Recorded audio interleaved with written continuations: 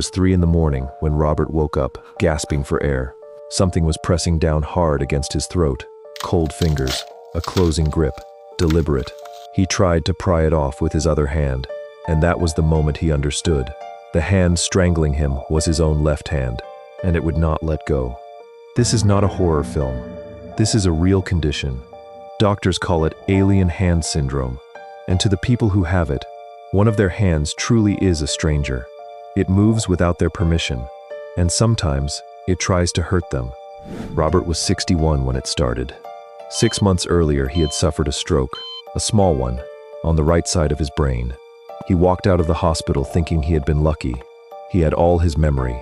He could speak, he could walk, but something inside him had been broken. Something the doctors did not yet know how to see. The first sign was small. He would set his coffee mug down on the table, and his left hand would push it off the edge. He would button his shirt with his right hand, and his left hand would follow, unbuttoning it as he went. At first he thought he was just tired. Then he thought maybe his nerves were confused. He did not tell his wife. He was afraid of what she might think. The next month, things got worse. He was eating dinner when his left hand reached across the table. It grabbed a fork, and it stabbed the food off his own plate. Then, it slapped his mouth as he tried to chew. His wife watched in silence. Then she quietly asked if he was feeling all right. He said yes, but he knew that he was not. That night, he sat on the edge of the bed, and he looked at his own left hand as if it were a stranger. It rested in his lap, perfectly still. He tried to move it. It moved. He tried to trust it. He could not. Weeks passed. The hand grew bolder. It would reach for things he had not chosen. It would refuse to let go of the steering wheel. Once, at a red light, it started honking the horn. He had not touched it.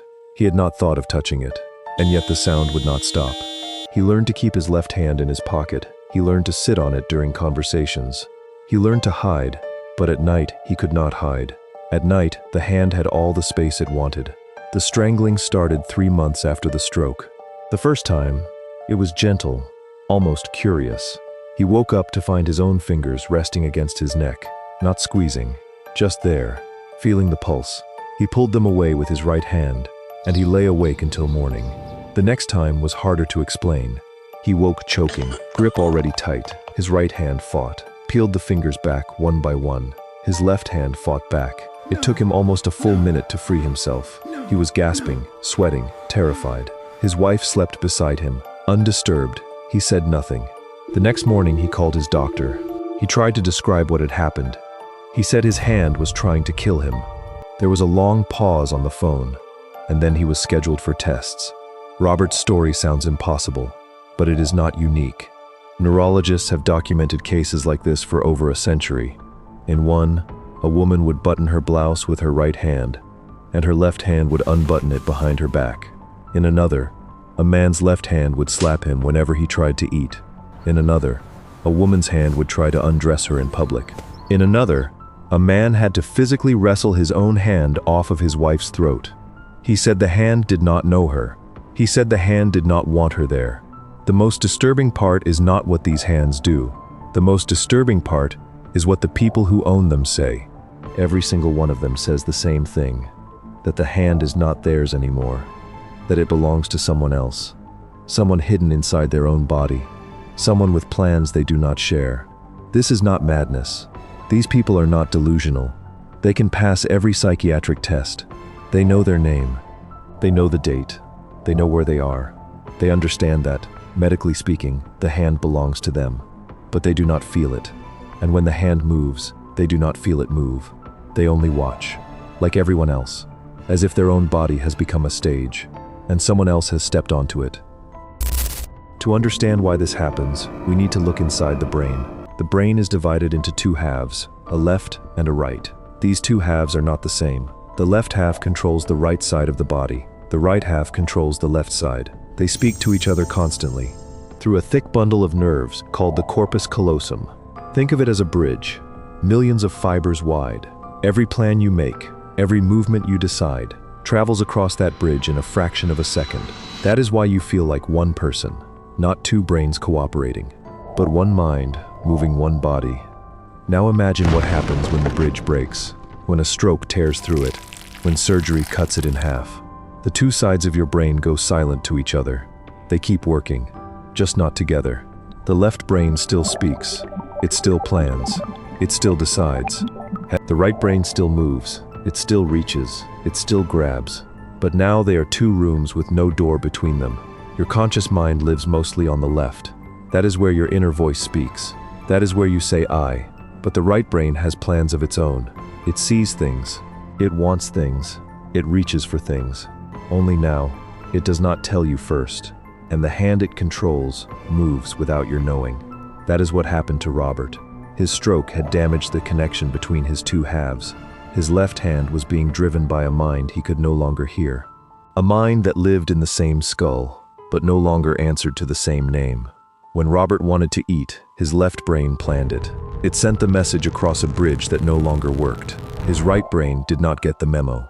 It had its own ideas about the fork, about the plate, about the throat. Doctors call this a disconnection syndrome. A single person, split in two, inside one body. And what makes it terrifying is not the damage itself. It is what the damage reveals. That the version of you that says I, that decides, that plans. It was never in charge alone. There was always another mind next to yours, doing its part of the job, quietly, loyally. You never noticed it, because it never disagreed. Alien hand syndrome is what happens when it starts to. This raises a question most of us never ask. Are you actually one person, or are you many? Held together by a single working bridge. Neuroscientists have studied this for decades. In the 1960s, surgeons began treating severe epilepsy by cutting the corpus callosum in half, on purpose. It stopped the seizures, but it changed the patients. In tests, their two hands would answer different questions. One would say yes, the other would say no, about the same thing, at the same moment. They were not lying. They were not confused. They were, in some strange sense, two people, living in the same body, sharing the same face, aware of each other only through what they saw the other do.